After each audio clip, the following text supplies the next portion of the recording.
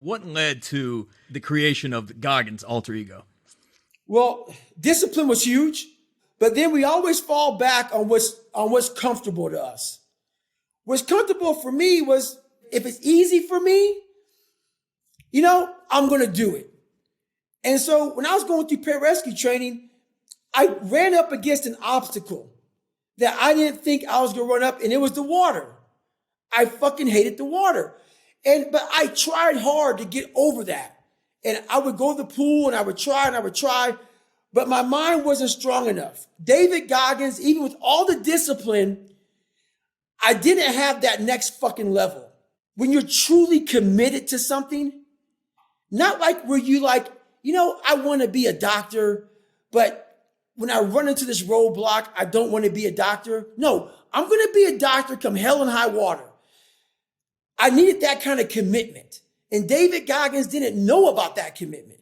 I knew how to wash a car. I knew how to clean a house. I knew how to, do all these manual labor jobs. But when it came down to true suffering, to the highest of suffering, I didn't have that next level of, all right, motherfucker, we have this next level. David Goggins wasn't enough.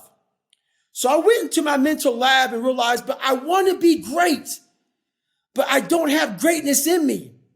So I had to create a motherfucker that was great. And in my mind, I'm really big on visualization. And people may think it's all kind of bullshit. Believe what the fuck you want. I don't give a shit. This is the true shit right here, man. I went in my mind. I said, okay, I want to look like this. I want to feel like this. And I want to have a mind that is fucking cast iron steel. That is fucking never dull. That is always fucking sharp. That was the biggest thing I wanted. I wanted to hit obstacles that fucked most people up, including myself. But I didn't waver. I didn't fear. I didn't run away. I just stayed and marinated in the fucking fear, in the suffering. And through that, building Goggins, I will become Goggins when necessary. And I started to do these things on my own. I had my own training ground. I built a training ground. It wasn't Navy SEALs. If you go to Navy SEAL training not prepared, you're going to quit. So I built this training ground on my own. And I started doing these horrific things that David Goggins couldn't handle. But Goggins started slowly coming up. I started putting that visualization of the guy I wanted to create. And in that water, when things got hard, when I was training on my own, Goggins would appear. Goggins would appear. When David Goggins would come up, Goggins would smack him the fuck down and say, no, motherfucker, we're going to drag you through this. And that's kind of how it happened over a period of time. This man evolved.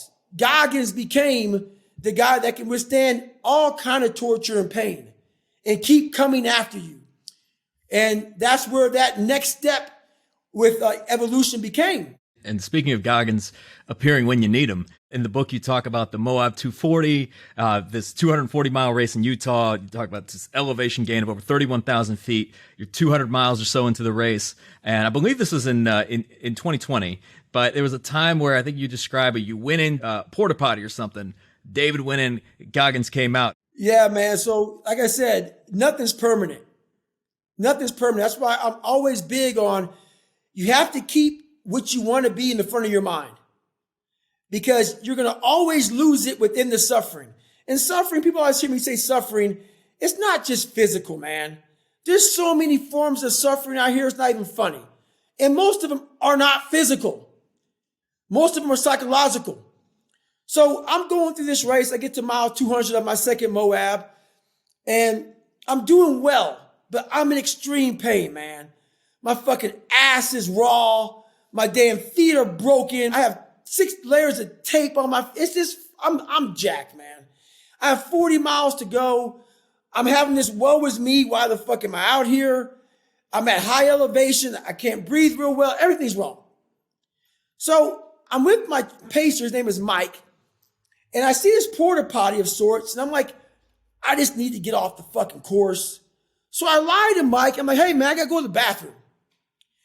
And I go in this outdoor house. There's a bathroom in it. So I went in there and I'm in there and I'm thinking, I'm like, God, man, I just wish I would fall into this fucking toilet. You know how like big sinkholes? I just wish I fall in there, man, and maybe I'll break my leg or maybe something would happen where I can't finish the race. And as I'm talking to myself like this, out of nowhere, Goggins appears in my mind. He's like, man, are you really fucking talking like this, bro? Imagine if you were to fucking be able to have people hear your dialogue right now, man. You came out here in 2019 and this course kicked your ass. And all you wanted to do was come back here. You trained on fucked up knees. You put so many miles in. You visualized all this. You've run this course 1,000,000 times. And now you're in a fucking porta potty like a little fucking bitch, whining and crying to yourself, lying to your pacer that she got a shit. So basically, what happened was Goggins got a hold of me and knifed David Goggins and stuck him in that porta potty, and Goggins came out. And when Goggins came out with 40 miles to go of a 240-mile run, it was the most epic ending of any race I can remember. That last 40 miles was something that I can't even describe. But what I will tell you is, once again, it shows you what the determined mind can do. There's no David Goggins. There's just David fucking Goggins. And that's what people don't get, man. David Goggins just changed his fucking mindset in that porta potty. My feet still hurt. My back was still aching. The pack was still heavy. Everything was the same. The only thing that changed was how I approached the situation.